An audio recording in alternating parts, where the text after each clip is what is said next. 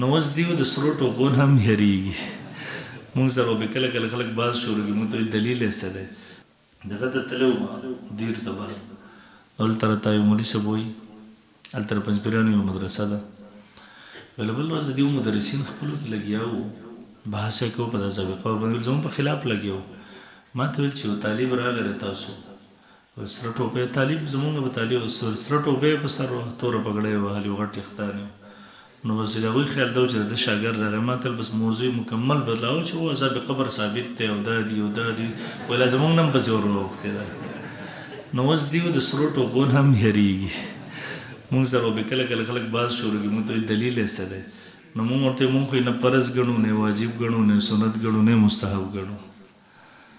او دغسې دلته داسې مشکل دی، ما به کله ټوپۍ واغېستله نو طالبانو به راپسې بیا بدلول هغسې. نو څو مدرسو نه ما ته جواب راغلی، زموږ د خپلې مدرسې نه، زموږ د مفتي صاحب ته ما نه مخکې تاسو خبرې کړې، ده راپسې جواب راوړی. ما ته چې خدای دپاره دا کلر نور مه بدلوه، بس دا یو وسات تیل ته بدل کړي. نو طالبان یې هغه د مور نه پلار نه ماشومان وي په زور پیسې اخلي، هلته لانجې یو 500 200 جمع کوي، ته پسې هغه کلر واخلي ته یې بدل کړي، ورپسې بیا بل اخلي، لوی مشکل جوړي. نو ما بیا د دیو د وجې نه د سور کلر شو، ورپسې که دا میلاوېدې نو اوس خو مې بیا تقریبا چې په هره ضلع کې به د خلکو کاروبارونه شروع کړه. نو څه کله د تېر کال ما بیا کوشش وکړو چې بدل کړم، ځکه 500 روپۍ شی یا په 300 روپۍ ظالمان ورکوي.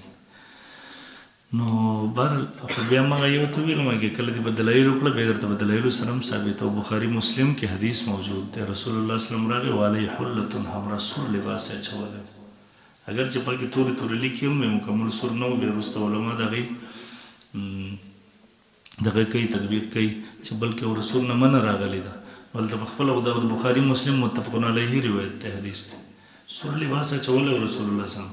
او دا ټوپۍ چې ده په لباس کې راځي مستقل دلایل نه لري ده. ونه زه به ستا نه بیا مطالبه کوم تاسو چې دا سپینې به سر کړي تورې مستقل د دې لپاره ماته حدیث وښایي، نشته دی د هغې لپاره، خو اوس دغه په لباس سره به یې ثابتې. نو چې په لباس سره یې ثابتې نو بیا دا سرم سور لباس رسول الله صلی الله علیه وسلم استعمال کړی دی. زمونږ خلکو زمونږ ملیانو بعضې څیزونه دغسې دي په معاشره کې حلال څیزونه مونږ حرام ګرځولي دي. اوس زمونږ معاشره کې به دغسې تور لباس به دې واغوستو د عوامو به دومره بده ګڼل لکه ملا چې کفر وکړي رسره. زمونږ ملیانو کې به د اوس هم مقصد بد نظر ورته ګوري کې زمونږ بعضې کتابونو تور لباس ته مستحب لیکلی دی، زمونږ دارالسنت بعضې کتابونو رسول الله صلی الله علیه وسلم متفقون بخاري مسلم دومره روایتو کې شته تور څادر یې اغوستی او په هغې باندې نقش و نګار شوی و، باقاعده د الله پیغمبر استعمال کړ. موږ ټول عمر د نبي علیه السلام جان خلکو ته څه پیش کوو؟ بس ساده کپړې اغوستې وې، په هغې کې دغسې دغه لګېدلي وو، هسې ورته پیوند یې لګېده و، کور کې چولنه بلېده و، نهار و. موږ ټول عمر دا ژوند تېر کړو، دا ژوند نه پیش کړو، دا په کور کې مزدار پخلي شوي دي، چیلي پخ شوي دي، دغسې په دغه غوښه به یې دغسې خوړه په چاړه به یې کټ کړو، دا څه لپاره و؟ موږ دا ژوند نه پیش کړو د رسول الله، موږ ټول عمر د سادهتوب ژوند پیش کړو د نبي علیه الصلاة والسلام. نو بهرحال بعضې څیزونه دغسې وو چې جایز امور و موږ خلکو ناجایز ګرځول. بهرحال اولنی تعریف تاسو زده کړو توجه المتخاصمین فی النسبة بین الشیئین اظهارا للصواب.